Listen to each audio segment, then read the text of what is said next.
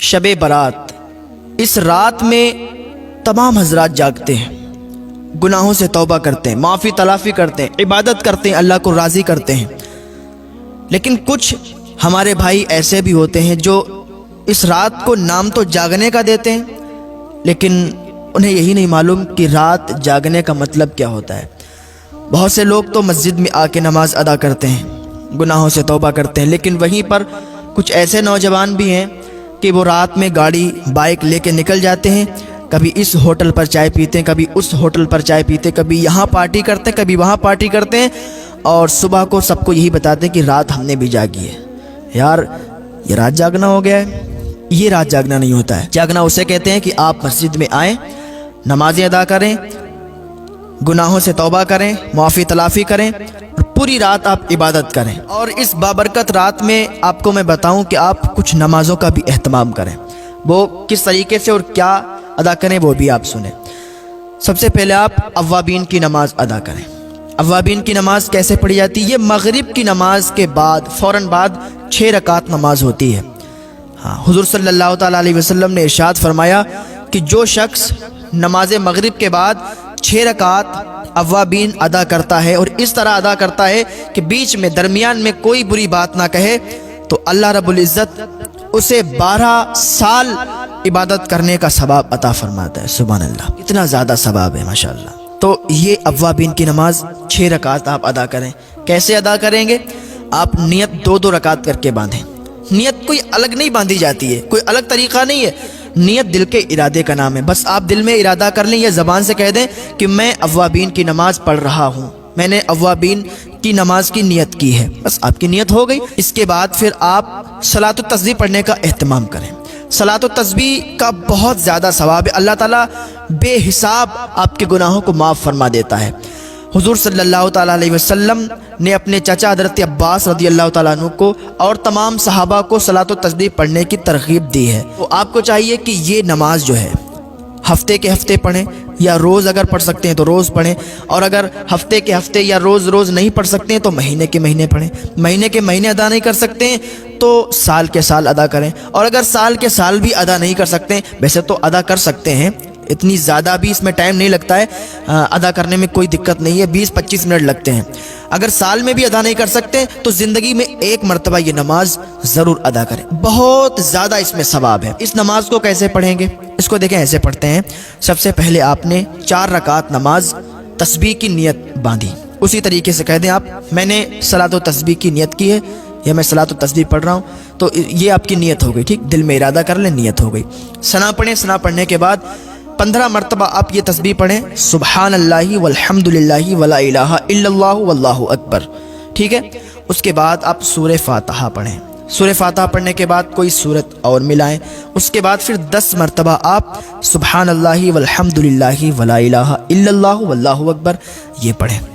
اس کے بعد آپ رکوع کریں، رکوع میں جائیں، سبحان ربی العظیم 3 مرتبہ پڑھیں۔ اب ایک بات اور سمجھ لیں، سبحان ربی العظیم اگر کسی کے منہ سے سبحان ربی العظیم نہیں نکل پاتا ہے تو آسانی کے لیے بتاتا ہوں، وہ سبحان ربی الکریم ادا کرے، کیونکہ اگر معنی لفظ جب بدلے گا تو معنی بھی بدل جائے گا، اور جب معنی بدل جائے گا تو پھر گناہ پڑے گا، تو سبحان ربی الکریم پڑھیں، زیادہ بہتر ہے۔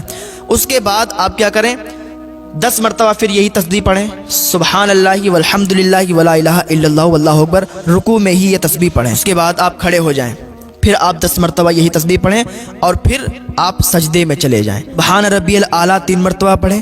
اس کے بعد سجدے کی حالت میں ہی 10 مرتبہ پھر یہ تسبیح پڑھیں، اور پھر اٹھ جائیں، پھر 10 مرتبہ تسبیح پڑھیں، پھر دوسرے سجدے میں جائیں، سبحان ربی الاعلیٰ پڑھیں 3 مرتبہ، اور پھر سجدے کی حالت میں ہی 10 مرتبہ یہ تسبیح پڑھیں۔ یہ تسبیح ہو جائیں گی 75 مرتبہ۔ ایک رکعت میں 75 مرتبہ تسبیح پڑھنا ہے، سبحان اللہ والحمد للہ ولا الہ الا اللہ واللہ اکبر یہ والی تسبیح۔ پھر آپ دوسری رکعت کے لیے کھڑے ہو جائیں، پھر جب دوسری رکعت کے لیے کھڑے ہوں گے پھر 15 مرتبہ، جیسے آپ نے ثنا کے بعد 15 مرتبہ پڑھی تھی تسبیح، اسی طریقے سے دوسری رکعت میں آپ کو ثنا پھر نہیں پڑھنا ہے، پھر صرف تسبیح پڑھنا ہے، سبحان اللہ والحمد للہ ولا الہ الا اللہ واللہ اکبر۔ پھر اسی طریقے سے جیسے پچھلی رکعت میں آپ نے 10-10 مرتبہ کر کے پڑھی تھی، اسی طریقے سے آپ اس رکعت میں بھی پڑھیں، یعنی ہر رکعت میں 75 بار جب آپ پڑھیں گے تو 4 رکعت میں 300 مرتبہ یہ تسبیح ہو جائے گی، اور چوتھی رکعت میں سلام پھیر دیں، یہ آپ کی صلاۃ و تسبیح مکمل ہو جائے گی، اور اس کا ثواب بے انتہا ہے، بہت زیادہ اس کا ثواب ہے۔ اللہ تعالیٰ کی بارگاہ میں دعا ہے کہ ہمارے بھائیوں کو توفیق عطا فرمائے کہ وہ صلاۃ و تسبیح ادا کریں۔ اس کے بعد کیا کرنا ہے آپ کو دیکھیں، اشراق کی نماز آپ ادا کریں۔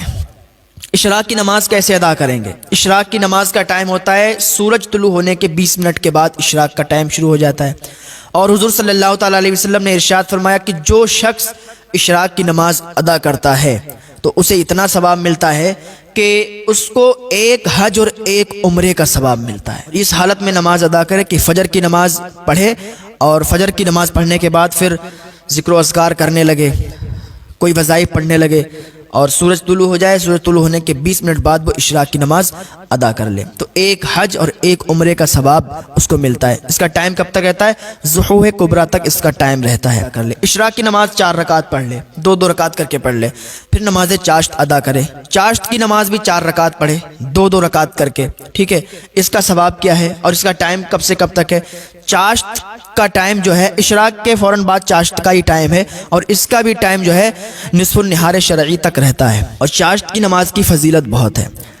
حضور صلی اللہ تعالیٰ علیہ وسلم نے ارشاد فرمایا کہ جو شخص چاشت کی نماز ادا کرتا ہے تو اللہ تعالیٰ اس کے گناہوں کو معاف فرما دیتا ہے، اگرچہ اس کے گناہ سمندر کے جھاگ کے برابر بھی ہوں۔ کتنی زیادہ اس میں برکت اور کتنی زیادہ فضیلت ہے۔ آپ کو چاہیے کہ اس رات میں ہلڑ بازی نہ کریں، اس رات میں ادھر ادھر ہوٹلوں پہ چائے پینے کے لیے نہ جائیں، وہ ٹائم اور بھی مل جائے گا آپ کو۔ اس رات میں آپ اللہ اور رسول کا ذکر کریں، عبادت کریں، نیک عمل کریں، بہت زیادہ بابرکت رات ہے، اور اس رات میں اگر نیک عمل کریں گے تو ثواب آپ پائیں گے، ثواب آپ کو ملے گا۔ اس رات میں ہی اگر آپ سے کوئی رنجش رکھتا ہے، آپ سے کوئی برائی رکھتا ہے، تو اس کو بھی آپ خود منا لیں یار۔